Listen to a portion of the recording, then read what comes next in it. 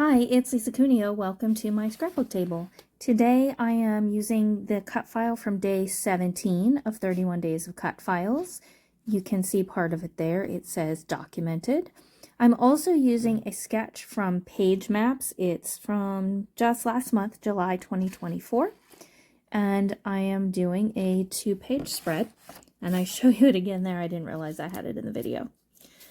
So what I am documenting is pretty special, and I've been waiting to do this till I had the right idea. I am using this Homemade with Love, which is really a cooking and baking collection, but there's enough other prints on the B-sides that I can make it work for these photos, which have nothing to do with cooking or baking.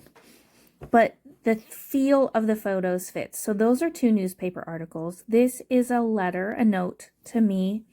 And these are photos from my 3rd grade year of elementary school. And see how it has the cursive across the top of the chalkboard? I happen to have 2 of this, and while it's not the cursive, it's the numbers that would go across the top of the chalkboard. And so I've cut these out to match what they are in the sketch from Page Maps. And I decided, in a little bit, you'll see that on the right, I have to move the red paper up, and in fact, a little bit of it that's on the left, because otherwise my cut file does not fit. So later in the video, you'll see that I have moved that. So what I'm going to do now, I have already backed the cut file. I backed the pencil, and I lost a little bit of footage. Because I don't know why I lost the footage. I thought I had it and then it wasn't there. So I did back it with some paper. Now I am inking up the top, and I am inking right now the part that would be like the silvery metal thing that's around the top of the pencil where the wood meets the eraser.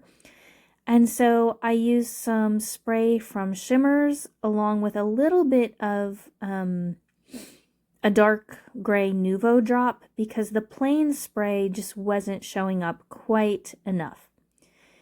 And now I am adding some, which ink is this? This is the taffy one, saltwater taffy. It worked well with what I had behind there for the eraser. Now I've masked off the pencil so that I can ink up the word documented, and I'm trying not to get it where I already have ink on the pencil. And I am using mostly speckled egg, but then I do add a bit of cracked pistachio. And as soon as I am done doing this voiceover, I am ordering a refill of speckled egg Distress Oxide, because this ink pad is just too dry. I do use it a lot, but I think it actually got put away without the lid being on tightly, and that's why it's pretty dry. So here I'm just about done inking that. I do go add some green, but it doesn't really look green on the page. I just needed a little bit to add a little bit something darker to the lighter blue color. And so now I'm peeling off the masks, and there was one little spot there that I missed from the O and documented.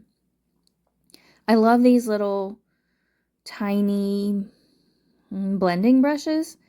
They work so well for tight spots. I have a set of them that are different sizes and different shapes. I don't know if they're really for makeup or what, but they work well. My sister found them on Amazon. I think Amazon. Might have been Elena Crafts. So I'm just adding a little bit more, and maybe you can see on my clipboard there, I have just put some tape, made a little loop of it to hold my cut file down while I did the inking, and that worked well. So about these photos, I'm just going to go ahead and read you the journaling from this, because I think that explains it pretty well. So here it goes. When you grow up in a small town, there are all sorts of connections between you and your family and other people in town. In an odd twist, my 3rd grade teacher, Miss Meehan, actually went to high school with my brother Tom and his wife Linda. When they ran into each other at a funeral home one day, Miss Meehan asked about me. Linda gave her an update, mentioned that I scrapbook, and even showed her pictures of a couple layouts I'd done of my favorite year of school, 3rd grade. A while later, I received a wonderful surprise in the mail, an envelope containing the card behind this journaling and the photos you see here. This note and the photos touched my heart deeply, and I've been waiting to scrapbook them until I had just the right idea. Well, today's the day. It's time to document these important times. What a carefree time that was for me. I had a best friend, I loved my teacher, school was fun, and I didn't yet know worry or grief. Oh, to be able to go back to those days. Feel free to pull out the card and read the note from Miss Meehan. Yes, I know she's Mrs. Malcarney now, but to me, in my heart, she'll always be Miss Meehan. And she wrote me a lovely note, which I can't read out loud or I will cry. So I don't want to do that. But it was precious. And I truly loved that year of school. She was an inspiring, gifted teacher, and she just made a difference in my life and a lot of kids' lives. So I have arranged the photos. On the right, I backed them just with some very vanilla cardstock from Stampin' Up! Just to give them a tiny little border. This is a Polaroid, so I can't trim it down.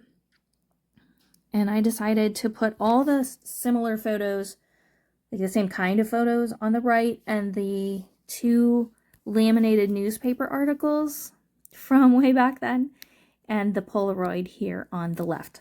I am using a flip flap thing. I don't think that's what Creative Memories calls them, but that's where this is from. And I will put that on the page protector, and you'll be able to flip it up, pull out the card, and read her note to me. I don't mind that this is overlapping the photos because the 2 I chose to put down there don't have a lot of details that's covering up, and I'm okay with that. For the one, I mainly wanted the chalkboard and the cursive writing that was across the top.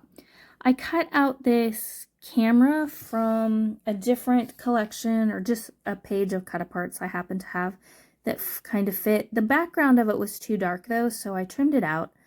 And now I'm putting it up on fun foam, and it will go on the far right. You can see also that I have stretched that number line, or line of numbers, it's not really a number line, across the entire page. And now I'm going through some stickers and whatnot and deciding how to finish this off. I added a little tab that just says ABC, and it has some wood grain in it. I added a circle there, and then in a moment you'll see that I'm going to add a wooden clock on top of it. And it's a clock that is similar to the clock you see in one of my photos on the other side. So that's why I chose it. Now I'm pulling out some things. I was going to use this little tab that said happy, but it ends up it just doesn't fit, so I don't use it. Now you can see I've put the wooden clock there on the right, and then I remembered I have this wood piece from MK's shop, Some Assemblage Required. It says back in the day. That saying always makes me think of MK because she likes to do things, pages, and use the phrase back in the day. And that was perfect for here. Her wood veneer is so nice. It's so thin. It comes with a great adhesive on the back. And you just have to peel off some stuff from the front that protects it while she's creating it. So here it is. I added some rub-ons from 49 and Market, and they bring out the gray in the pencil. And so I liked how that ended up. We're just about to the end. The still shots are right here.